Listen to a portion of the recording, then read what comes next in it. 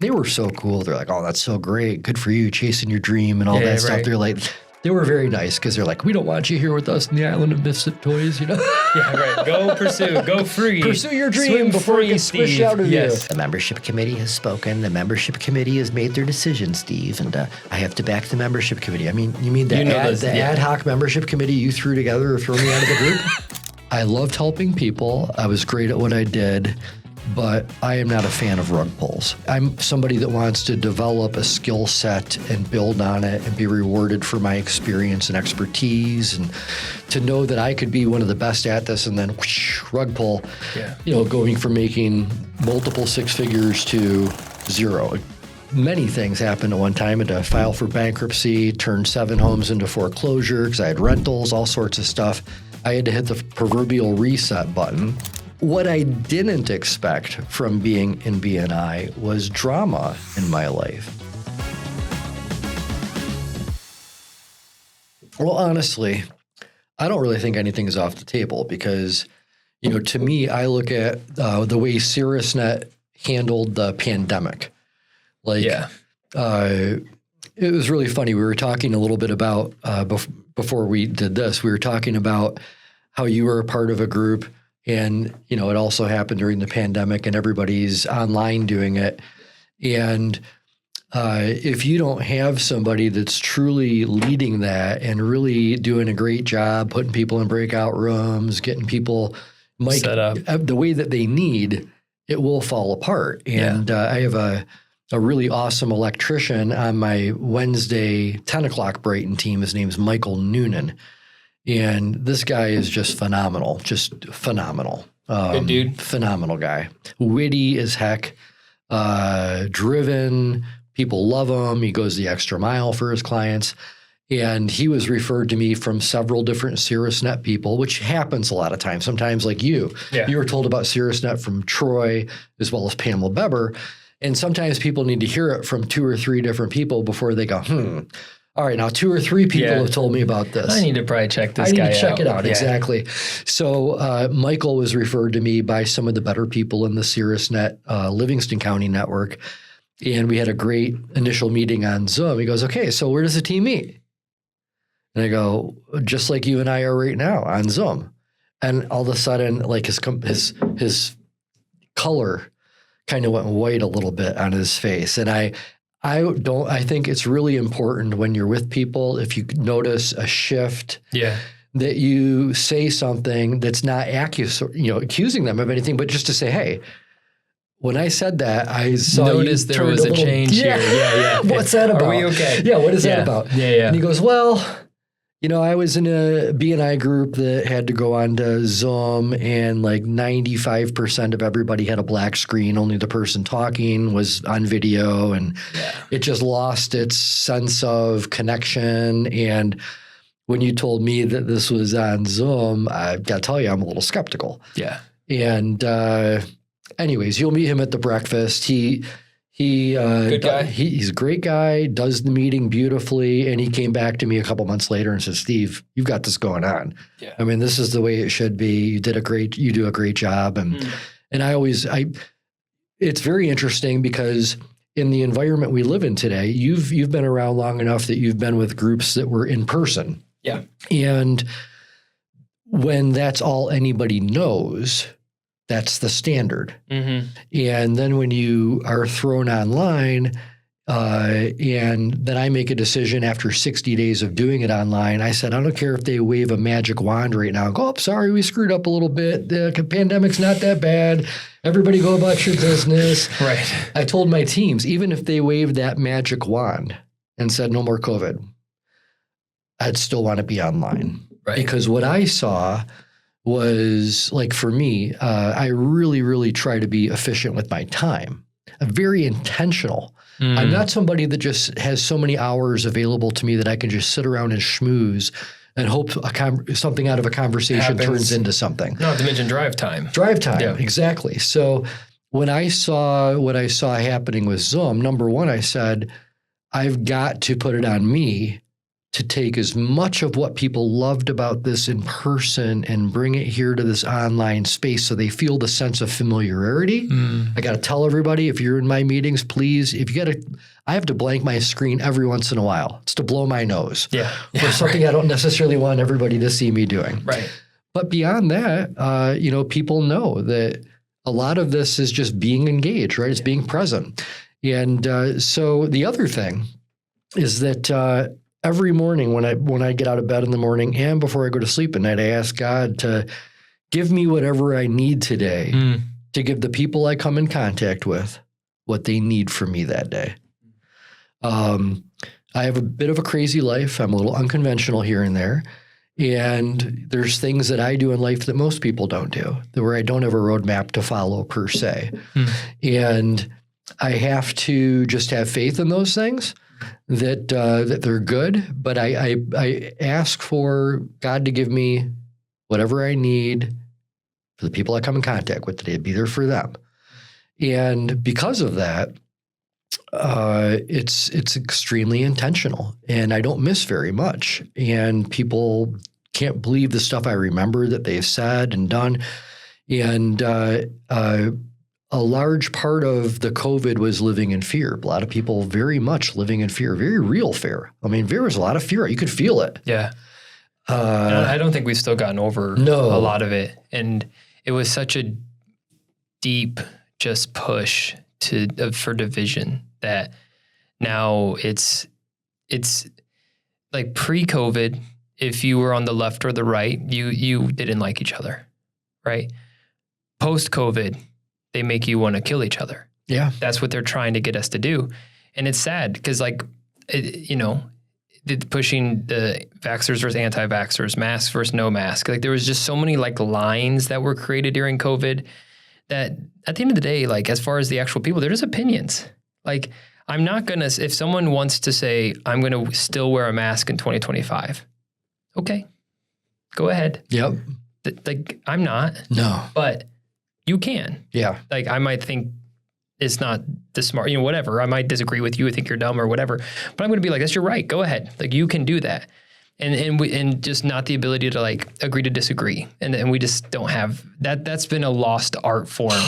And we talked on the phone about this a lot. Oh yeah. About just being okay with saying, I don't think the same way, but I'm still going to have you around. It's okay. I think there's a difference between hearing somebody and trying to change their mind or telling them that what they say is wrong. Like you said, I don't have anybody else's perspective but my own. Yeah.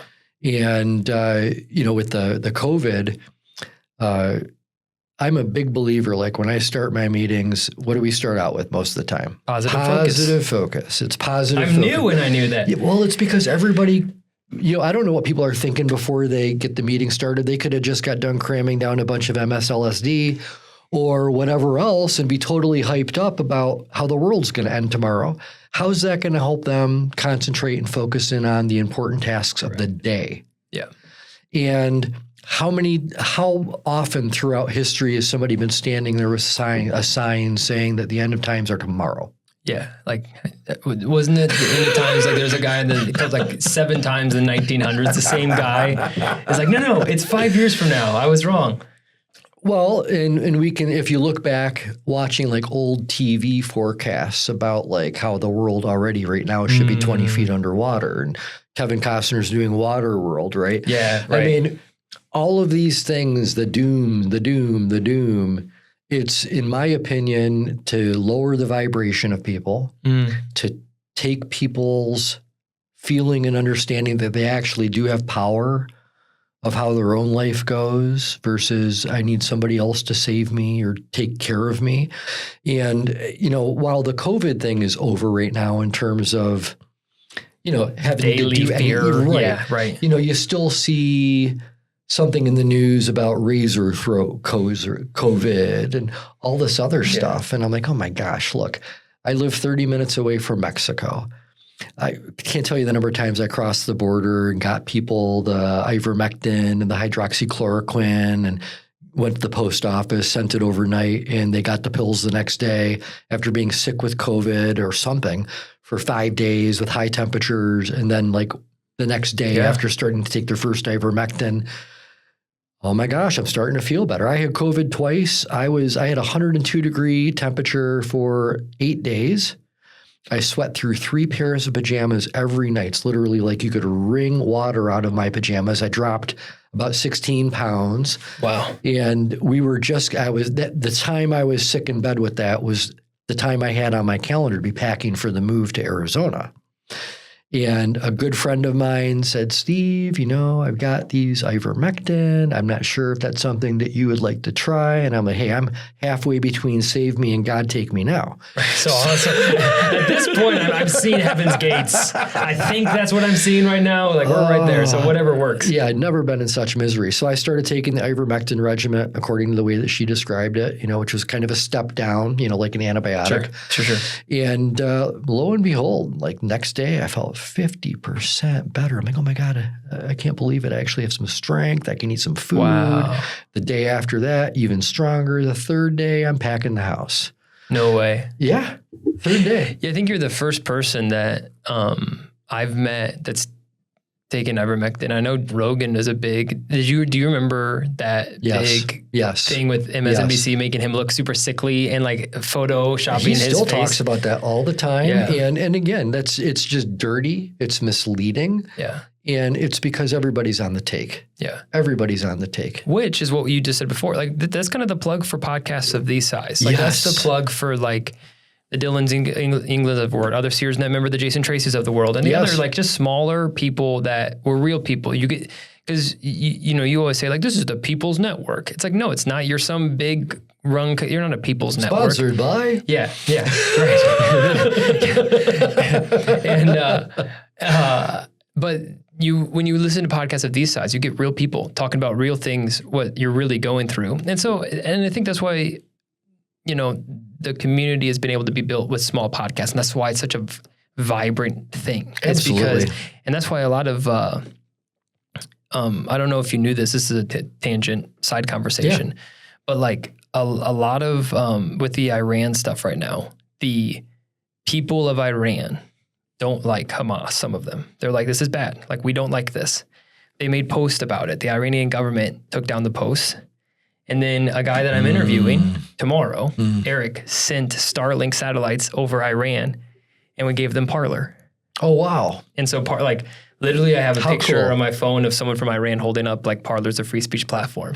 It's beautiful. And, like, that's like, whether or not you agree with everything, disagree, whatever, but, like, that's the point, though, is giving people a voice. And then when you give people a voice, then you can have your debates. Then you can have your disagreements. Yep. And I could say, I still think you're wrong, but like at least give them the voice. Yes. And don't silence the voice. And that's what podcasts like these exist. That's why we've had great conversations. Yes. And I've had people that I disagree with across the table. I've had people that I agree with. And as you know, like I've run into real world consequences for saying certain things and being open to learn. But I think that's the trade-off, right? Like there has to be someone willing to say, it's okay if this affects me a little bit, but I'm willing to pursue the knowledge. Well, and let's look at the power that can be thrown at people. I've listened to several of your podcasts and really enjoy your work. And one of them, I can't remember exactly who the guest was, but the conversation was around being debanked. And you think about that, getting on the naughty list where, the banks want to just send you your money and say, guess what? Your money's no good here anymore. And it's not money anyways. But anyway, that's a whole other topic. But the thing is, you do need, the way that things have been done is you kind of have to find ways to navigate in today's world. And sometimes that means having to use conventional things. And, there's just so much that's out there that's, in my opinion, wrong. One of the things you talked about earlier was having, just talking with people openly about things, but not, what we've lost is that ability to truly debate. And I think it happened right in front of us as presidential debates over the last 40 years have just become nothing but sound bites and worthless, no real vision, to unify people. It's just soundbite. And I've seen the mainstream media newscasts where it's like, this is a threat to our democracy. And then like you see the other newscasters saying it in another market, and it's like hundreds of them all saying the exact same script thing. as though, and they're trying to say it like they mean it and with authority and all that other stuff. And it's like, wow, you know, I didn't realize how the world really worked until the financial collapse happened. I don't know. I think you knew that I used to own a mortgage company. No, I was going to ask you. Okay. Yeah, this is a perfect segue. What a good segue. Who am I? Welcome to the Dillon England Show. So I guess Steve, and I don't want to butcher your last name. Say Zyskowski. Zyskowski. Yep. And he is the owner and leader of a group called Caerusnet. It's an amazing networking group where basically it's a, can I say BNI? Yeah. To give people an idea of what it is. Structure. We'll Industry exclusive structured networking group. Yes. And it's incredible. And I mean, there are thousands and thousands of people's lives that have been touched by Steve. And you have hundreds of members here in Michigan. And it's a great group. I'm a member of one of the groups, and you are the founder of Caerusnet. You are the facilitator of multiple groups. And we can talk about that in a second. We can keep going down the pursuit. Really quick, do you want headphones or no headphones today? It doesn't matter to me. Do you think it's better with or without? Doesn't matter to me. I'm fine. Okay, cool. And then, so you were about to say that you started a mortgage. You used to own a mortgage company? Yeah, own a mortgage company. Right. So the medium version of this story is, because I can never go long or short. The medium version is when I graduated Western Michigan University, my brother had an idea for a comic book superhero. We were both major comic book superhero fans. And I loved his idea for the character, and I was getting ready to go to Kmart headquarters, working in the corporate offices, doing public relations, which, you know, I was in public relations, so that was the path I had chosen. But I said to him, I'm not starting this position for a few months, and I would like to help you make this successful.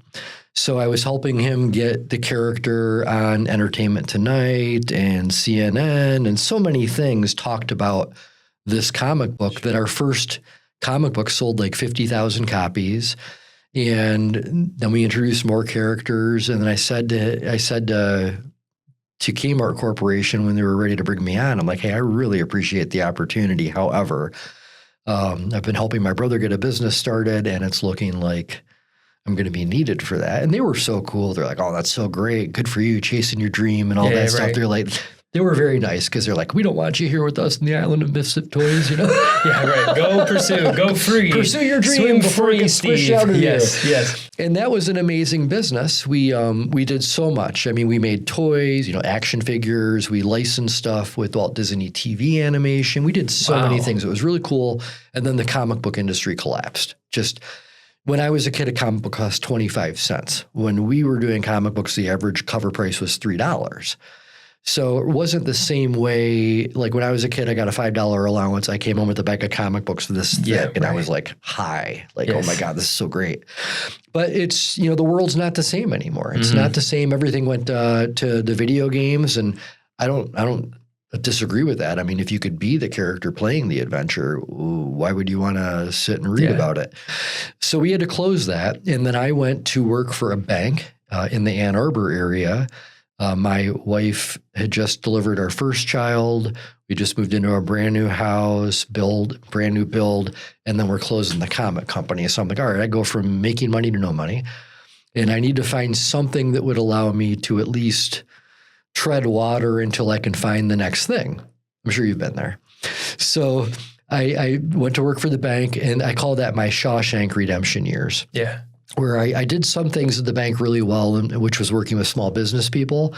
But every week I was there, I was thinking, what else could I be doing? What kind of business could I start? And a fraternity brother of mine had been in the mortgage industry. He was also working at the bank and wanting to get out. And he goes, you know, Steve, I always wanted to start a mortgage company. I've got the know-how. You've got the credentials. You can get the licensing with the state. I'm like, let's do it. Let's get out of here. And we helped a ton of people, made a boatload of money, and helped a ton of people doing the mortgage business. That's awesome. Until the day that I started noticing interest rates really jacking up. And then the next thing I noticed was that files I was working on, the homes weren't appraising the way that people thought that they would. Hey, my house is worth $350,000. Well, the appraiser says it's worth $300,000. So you were seeing rates go up and asset values go down, which is a very toxic time for business. That's a problem. So I said to my partner at the time, I said, this isn't looking good. And I think it's going to be just a matter of time before this blows up. And then about a month later, get a phone call from GMAC Bank, and they go, Steve, these 20 loans that you've got cleared to close in the pipeline, none of them are going to fund. All of our investors just pulled out. We're done. We're out of business. After today, you won't be able to get hold of anybody. Good luck. And that happened with every deal in my pipeline. And GMAC wasn't the only bank we worked with. We worked with many. But it was just, okay, who's going to call today? Wow. Who's going to call the next day? And I loved helping people. I was great at what I did, but I am not a fan of rug pulls. Like, I'm somebody that wants to develop a skill set and build on it and be rewarded for my experience and expertise, and to know that I could be one of the best at this, and then whoosh, rug pull, going from making multiple six figures to zero. Again, the second time it happened in my life. And at that time, the wife didn't want to be in a marriage with me anymore. And closing the mortgage company, and the guy that I started the business with, and I also lost our friendship. Many things happened at one time. I had to file for bankruptcy, turned 7 homes into foreclosure because I had rentals, all sorts of stuff. I had to hit the proverbial reset button. There was one thing that I loved when I did the mortgage business, which was networking and helping my customers. My customers came in and they all saw me by referral, and I would sit down with each one of them and go, Dillon, I am really glad you're here today. But before we move any further, let's talk about Jeff Smith, the person that told you about me, the person that got you here. Awesome, awesome person. And, I've had people that have referred people to other people and they did not have a good outcome. So I will take care of you. I gave them a copy of Robert Kiyosaki's Rich Dad, Poor Dad to every one of my clients, to help them understand cash flow and how real estate can be good investments. Right. People referred the pants off of me. It was just a great experience. And in my BNI groups, I was like the number one referral passer because I would sit there. I had their 401k statements. I had their retirement statements, their insurance statements, their tax returns. And with each one of them, I'd say, hey, tell me about, Matt Smith, your accountant.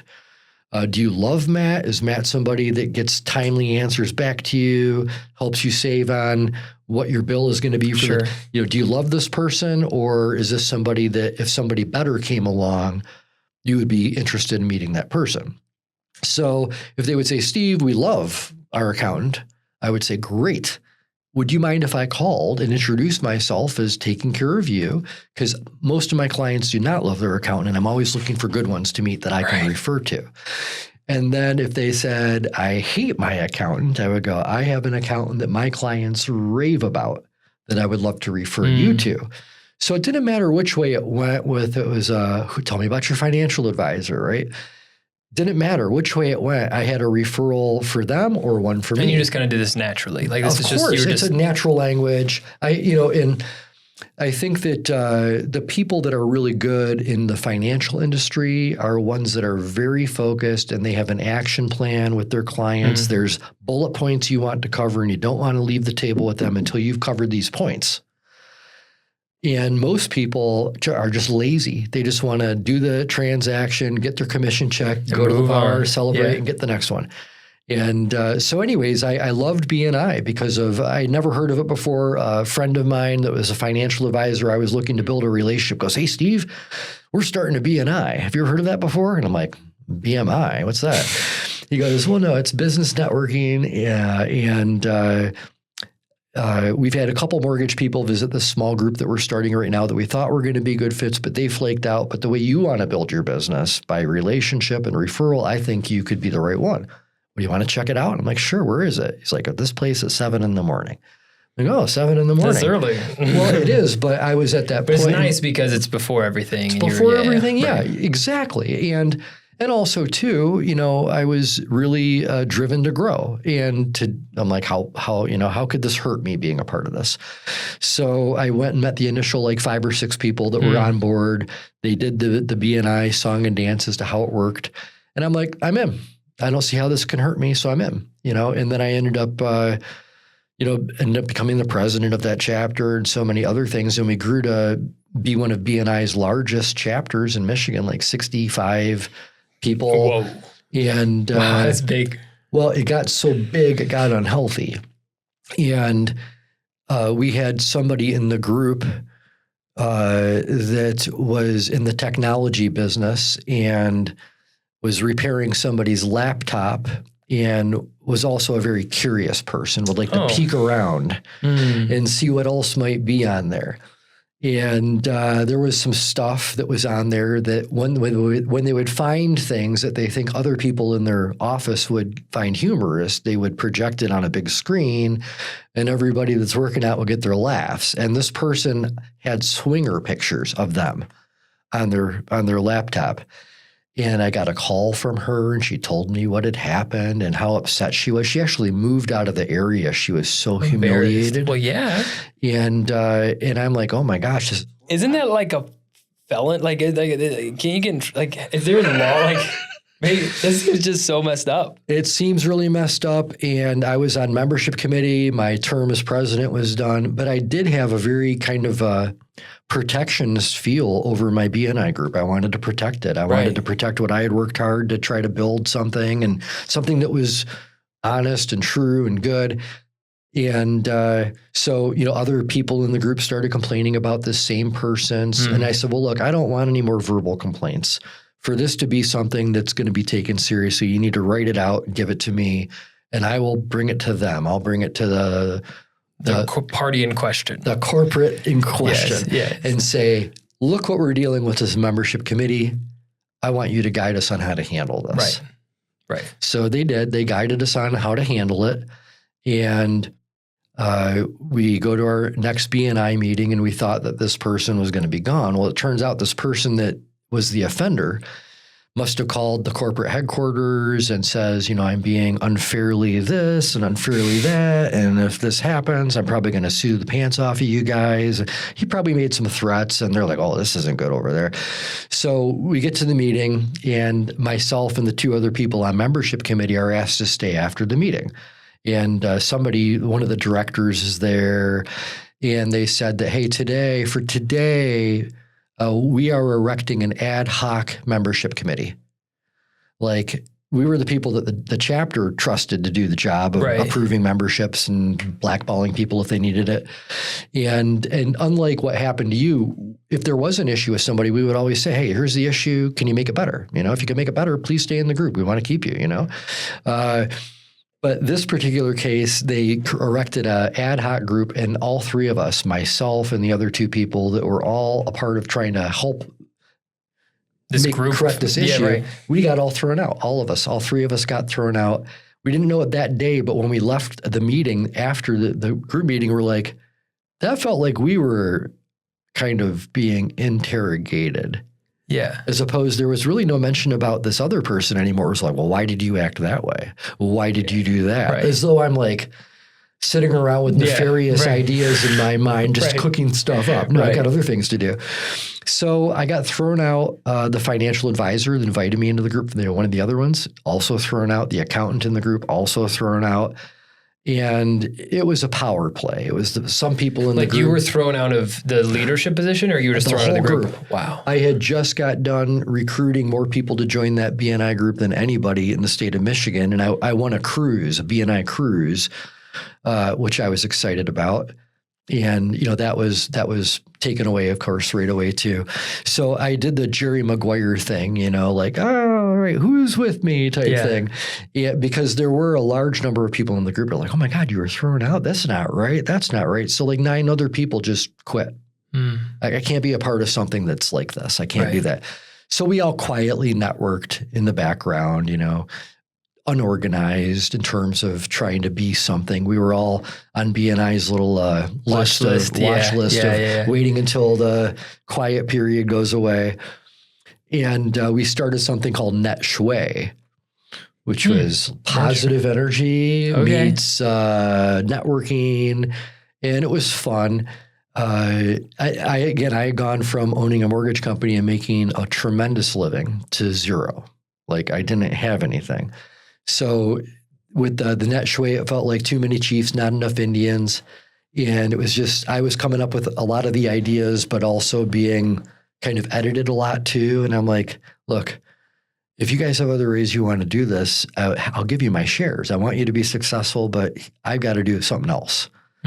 Steve needs to start producing a business that actually makes profit and does things. Yes. And fortunately, at the same time, I just mentioned. And what years is this? This is in the 2007 and 8 area, right during the financial collapse.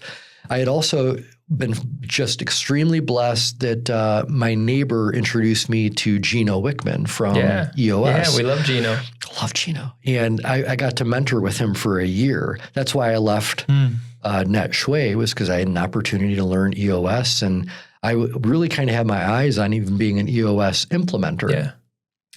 But my heart was really with the small business people. Yeah. I love those people from BNI. That's who I identify with the most. I'm not the corporate-y guy. It's just not me. So, but what I learned from Gino, watching him implement EOS straight into businesses, and wow, I'm like, every time I left a session, I'm like, and that's what I'm going to use in my networking business. And that's what I'm going to use. So I just had to create Caerusnet, but I didn't want it to be just like BNI. BNI is extremely successful. There's no doubt about it. They're massive. Massive. They're on every developed continent. I had a lot of reward in BNI, also a lot of problems. So it just, a lot of times people were like, gosh, we pay all this money to be in BNI, but where's BNI in this? We just get handed a little book and go off to officer training, and we have to do the whole thing. Yeah. And so they'll let the chapters grow as big as they can. That was the other thing that happened. Our tightest that we were in the group, and the most powerful referrals we passed was when we were around 30-ish members, 30 to 35. And we kept thinking the bigger we get, the more referrals. We had meetings where it took over half an hour to pass all the referrals around the room, somebody running them around, counting them. Hey, everybody, we passed 140 referrals today. I kid you not, though. I'd say half of them had to be people writing a selfie referral for buying a slice of pizza from the pizza company that was on the team. Yeah. Not really meaningful business, but BNI says we got to say that's for the whole pizza, right? Or if somebody sells a house for $500,000, it's not their commission that they're supposed to be counting towards the referral. It's the total amount, sale. Right. So we passed $1 million of business last week. What, 2 houses? Yeah, exactly. So I said, one thing I will never do is put a dollar amount.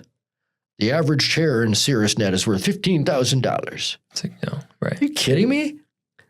No, I'm never doing that, because it's worth way more. No, I'm just kidding. Well, it could be worth way more, but the thing is, if I have, 6 estate attorneys, let's say, depending on who they are and how they approach the network and who's on their team with them, one might be doing $60,000 a year. One might not have a referral yet. But as soon as you put a value on something, you're setting an expectation. Exactly. Yeah. Oh, so I only have to pay you $600 to get $15,000? That's a steal. Yeah, I'll do it all day. Right? I'm not even smart and I can figure this one out. Yeah. So the other thing too is I don't lock people into like long-term commitments. To me, I learned that long-term planning in EOS was 90 days. That we live in a 90-day world. And of course, you got a 1-year picture, 3-year plan, a 5-year target, all these different things. But really, it's that 90 days that's the most important. And so, when I did Caerusnet, I wanted it to be like BNI from the standpoint of having structure and understanding that education is important too. Everybody comes to any referral group wanting referrals. But have you developed the skill set to help people refer to you? Have you developed the skill set to help make it so you're a rainmaker for other people? Right. Give people lots of reasons to take notice of you, right? But if you're just going there and you think, oh, I'm just going to go to this meeting, say something for 60 seconds and leave, and everyone's going to hear me and want to send me business, good luck. Yeah. It'll never happen just like that. Right. So, the major difference between BNI and Caerusnet is that Caerusnet's a facilitated model. You mentioned that when you introduced me, you facilitate 6 teams. That means I'm the leader of 6 different teams. I run a meeting for great people. I include great people in a meeting multiple times all throughout it. I deliver education. I set the meeting on a positive note. I finish on a positive note. And I've never had anybody go, God, that was a total waste of time today. I should have never done that.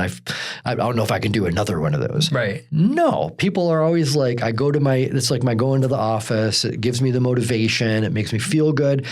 And in today's day and age, having something that even during the pandemic, when there was so much fear and negativity out there, people could always count on going to their Caerusnet and their leaders not allowing any talk about politics. I'm not talking about the pharmaceutical industry. We're not talking about any of that. Right. Because you can talk about that with anybody. Yeah. What we need to do as a team here is focus on positivity and focus on supporting each other. Yeah. That's it. Yep. That's it. Super simple. So you've met some of the other Caerusnet facilitators, and that's the other thing that's different. So we facilitate these team meetings, but the people that lead these groups, because I just lead 6 of them, but there are other people. How many total do you have? How many groups? Oh, I think in Michigan there's around 20-ish something. And Doug Moffitt, he's my longest tenured Caerusnet client. Was a member for 9 years, and now he runs 3 Caerusnet teams as a leadership coach. The difference is, like, if he was just trying to start BNI groups as a leadership coach and just get people to pay BNI and do that, miss 2 meetings, Doug, in a 6-month period, you could be out of here. And you don't have— As the facilitator. Well, he could. I mean, but you're not a facilitator in a BNI group. You're a president, you're a treasurer, you're a membership committee, you're educational coordinator, all those things. But you don't have equity. You have no authority to do anything. BNI will determine whether or not you get to keep your spot or not. And that's it. So like in Caerusnet, the facilitator also has complete equity on their team. Like they get to make the decisions who gets on their team, who doesn't. What prices to set. What's the toolbox they're going to pick that day. All these things, and I'm a consultant. I'm the guy that runs 180 of these meetings a year. I've got great experience doing this. I've seen a lot of stuff.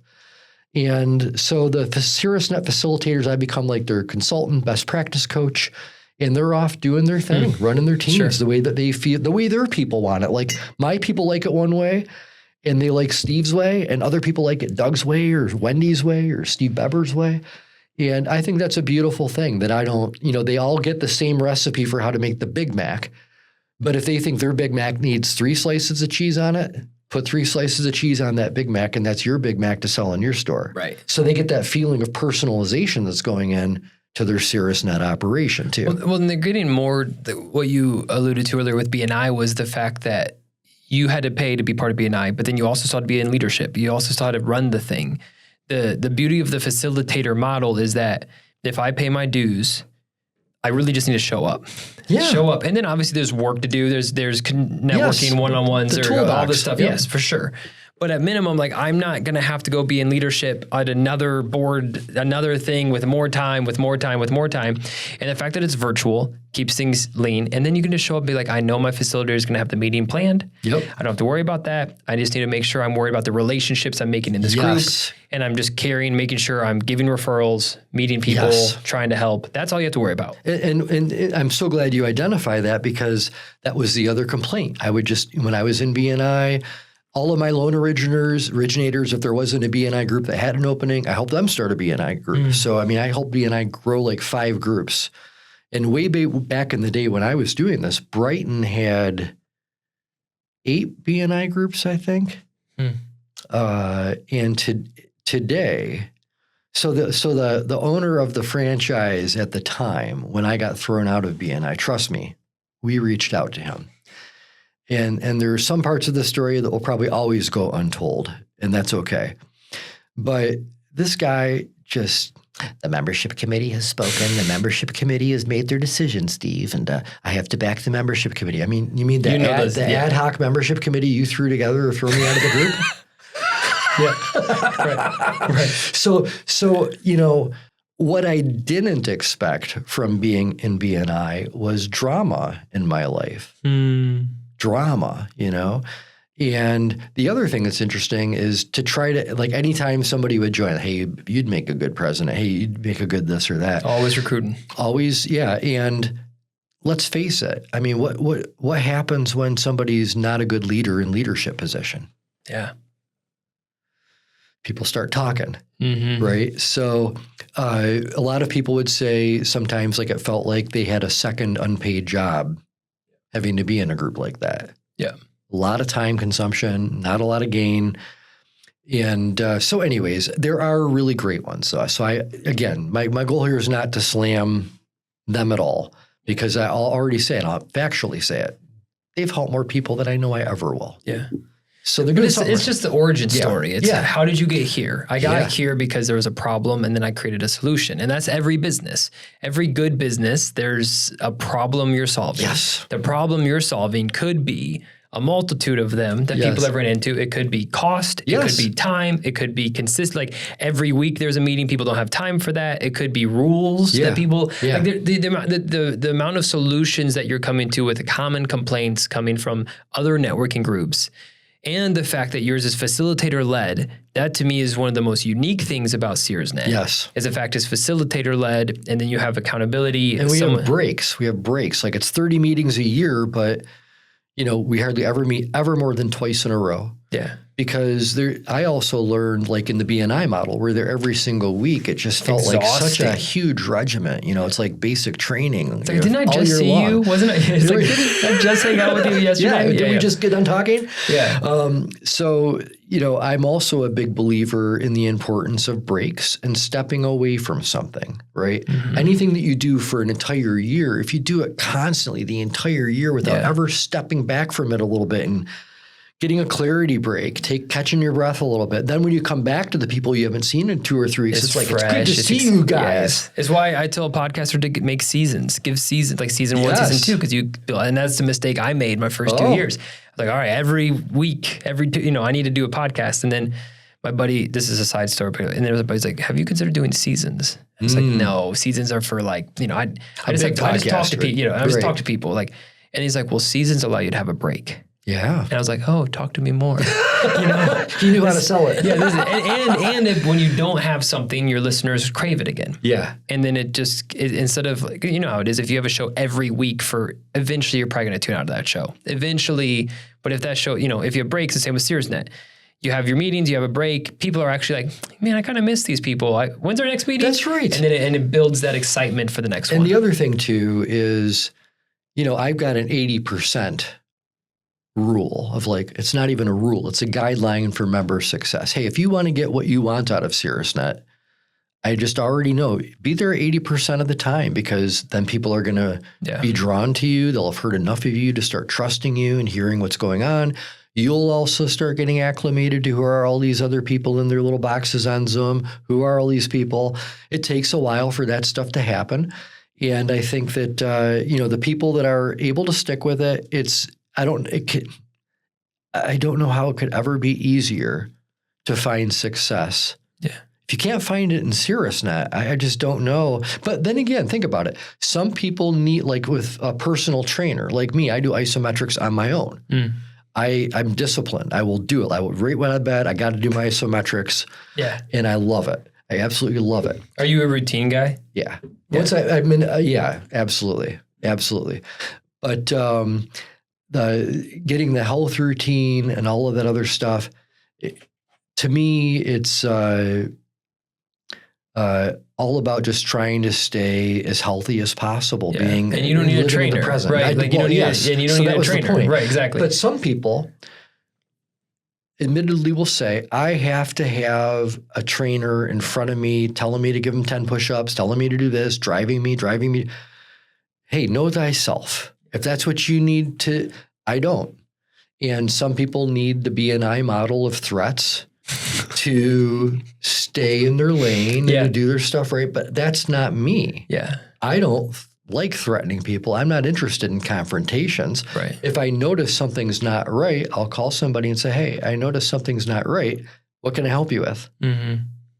Yeah. And it's a different approach, and it's trying to, it's less drama that way. And that's the beauty of the facilitator-led thing. And I think if anyone is in Michigan that listens to this, definitely reach out to me and I'll put you in contact with Steve. Thank you. I mean, I think people don't know this, but we got connected because I was interested in becoming a facilitator because I like the model so much. Yeah. And I truly believe in what you're doing. We have like 10 minutes left because you have a hard stop at 2. Yes, sir. So what I wanted to do, and we'll have to come back on to talk more about this. Everyone that is going to listen to this kind of knows who Steve is. But what don't people know about Steve? What are some hobbies that Steve has?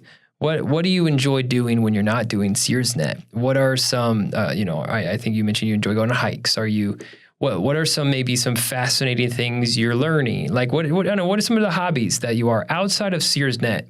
Who are you?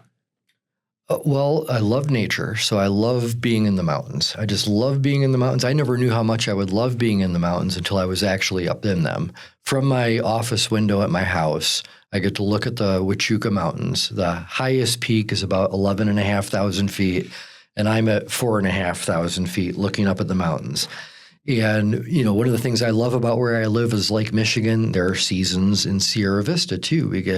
You can see snow-capped mountains in the wintertime and watch it. I've been up there in a whiteout, It's very, very cool. So I love quiet time hiking, just feeling close to God, just hearing the grass underneath my feet and the birds and everything.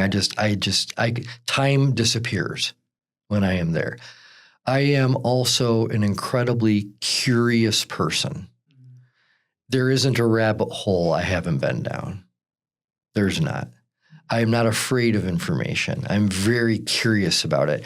And that doesn't mean that, how do I want to put it? I'm not naive. I'm a big skeptic of information all the time, wherever it comes from. Yeah. So when I hear or learn about something that I didn't know about, I will dive into that hole and I'll do as much research. I'll do my own research. I'll do all of that. And so what a lot of people don't know about me is that I've got quite a tinfoil hat. Yeah.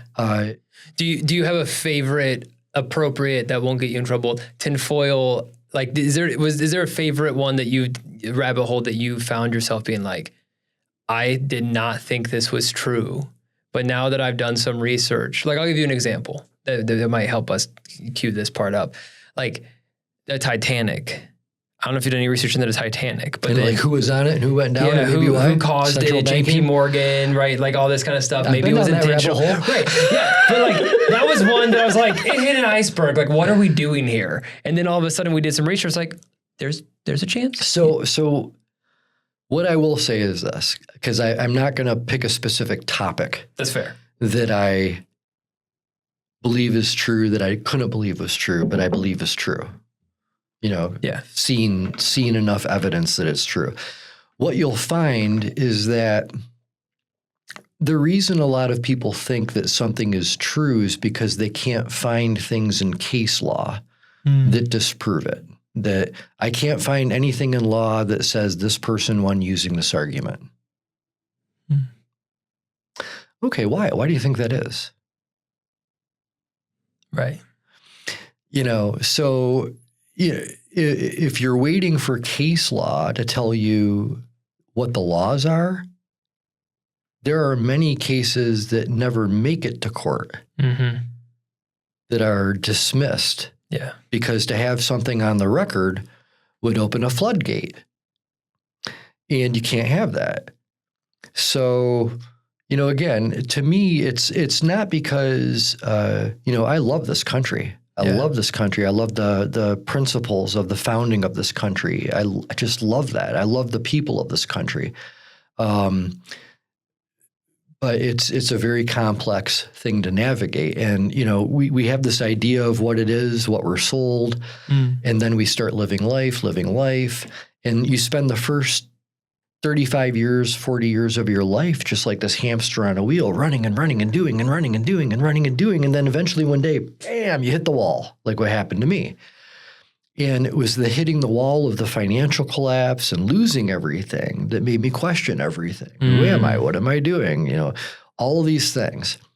And, there is a lot of real bad information that's out there. We're in a glut of information. So, but there are a lot of things that are out there that are going on right now that are absolutely insane. Yeah. How do you keep yourself from getting overwhelmed? I live day to day. I live in a 24-hour world. I've prayed on that for years, to live in the day God gave me, to be present. If I'm just present with the people I'm with, present with what I'm doing, and I'm not thinking about what could have been in the past, or I'm not anxious about a possible myriad of different futures that could happen. If I'm really present, then I'm enjoying the only gift that I have, which is today. And I'm not going to allow my present to be stolen from me. It's a defense. Which leads us into the last question. Yeah. What do you want your legacy to be with all this? I want Caerusnet to be living on beyond me. So whether that means at some point or another, somebody goes, holy boy, Steve, you built something great here, and we've got everything right here that we know that this can be everywhere in the country. We'd like to pay you to do that, or we would like to buy you out and do it ourselves. So long as Caerusnet can be helping people, whether it's me running it or if I die and my kids run it, I want to have a legacy of help. I want to be somebody that created something that is still helping people, even though he's not here. That's what I want. And then what do you want your personal impact to be? So the Caerusnet is the brand. You want that to move on. Yeah. But if someone runs into you, if someone what do you want to just rub off on people as if I think of when people say, hey, who's this Caerusnet Steve guy? Well, what do you want them to say? It's interesting because it doesn't take long normally when I'm talking to somebody to find something interesting or unique to talk about with them about. Yeah, right. And so most people don't have standard conversations with me. I'm not the one hey, how's the weather? What do you think of the Lions game? I don't do the small talk. I'm naturally curious, and I've got an amazing recording brain that I'll remember the most trivial stuff and the most detailed stuff. I just don't forget things. I'll have people call me that I met 16 years ago. Hey, Steve, I don't know if you remember me, but we met. I'm like, stop right there. Yes. I know exactly who you are. What's that? Yeah. Exactly. Yeah. But that comes also too from intention. The classic book, Dale Carnegie's How to Win Friends and Influence People. Yeah. I know you know Tom Rivers. Yes. I love Tom. Jason loves Tom. So, and we've all laughed about this, so it's out there. But Jason's first podcast with Tom at the recording studio, Tom was calling him Steve during the podcast many times, Dillon, calling him Steve. And I'm in the car listening to this with my wife because I listen to every one of Jason's podcasts because I love them. A lot of times they're Caerusnetters, and I'm learning more about my own people. Yeah, it's great. It is. And so I'm like, did he just call him Steve? I love it when my name is mentioned on the podcast, but not when they're accidentally calling Jason my name. That's great. Tom's coming on the show soon. I'm going to have to bring that up. Be sure you have a name badge on that says Dillon. And I was going to make it Steve. And if he calls you Steve, you call him Jason. And yes, then it'll be the circle. Yeah. That's great. But yeah, just I love people, and I think that God put me in a position where, I don't ever ask for people to say nice things for me or whatever. So when somebody like yesterday, Angela Putkella, she's a real estate agent on my Wednesday 10 o'clock group, great gal. She's leaving the Brighton Coffee House yesterday, and she goes, Steve, I wanted to tell you something before I left. So she kind of pulls me to the side. She looks at me. She goes, I just want to tell you, when you're at the breakfast on Wednesday and you're standing there and you're talking in front of 125 people, I want you to know that it's because of you that they're all there. And I'm like, it's because of him that I'm here. And thank you. Thank you, because that does mean a lot. But again, for me, I'm not doing this for me. Yeah. We talked about it. The ideal situation to be, I'm a best practice partner to 100 facilitators. Right. And maybe I run 1 or 2 Caerusnet meetings. which is the perfect opportunity for you to give any final plug, Yes, thank you, promo, thank you. anything you want to do, Live My Lease. Where can we find you? All that stuff. Caerusnet. So I'm the Foo Fighters of referral teams. I picked the worst name in the world to name something because most people, when they heard Foo Fighters, would go, food fighters. What's that about? So I would, people go, oh, is it Caerusnet? Yeah. Is it, CaesarNet? It's Caerus, CAERUSNET. All one word, Caerusnet. If you could, or just type in facilitated referral group or referral group Michigan, I'll be in the top page. If you're somebody who's got listening to this and you've got leadership skills and you've got a nice little network and you know that you need to network probably for your business for as long as you're doing it, let me help you. Let me help you build something that you can have equity in. I've got the facilitators all get paid to network. Yeah. It's a beautiful thing. It's great. So thank you for having me. Of course. We met about 2.5 years ago, 3 years ago, something like that. It blurs together, man. And I know we were going to try to have me here maybe last year, but I just don't think the thing's lined up right. I don't know. I think I was gone or something. I think so, yeah. But this time, a lot of fun, and I love your podcast, your show, and I'm proud of you in terms of what you've been able to attract with Parlor and interviewing Danica Patrick and some of the Trumps I think I've seen you with. And what a beautiful life of adventure. And I'm excited for you, man. It's same thing that you told her. It's because of him, but thank you. Absolutely. And hopefully the dream doesn't die. Hopefully you get the 100 facilitators. Hopefully I get to be doing this for a living one day. And let's support each other making that happen. Make that happen, brother. All right. Well, hey, guys, thank you for listening to this episode of the Dillon England Show. Please go support Steve. I'm telling you guys, if you are a business here in Michigan, you will want to join this referral group. I'm part of one. There are multiple you can choose from. Steve's an amazing facilitator, but there's other great facilitators too.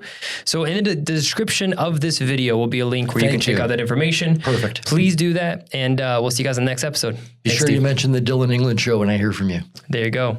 Maybe get like a 1% discount. All right. Thank you, Dillon. Yeah, I you're welcome, appreciate brother. you. All right, see you guys. Thanks.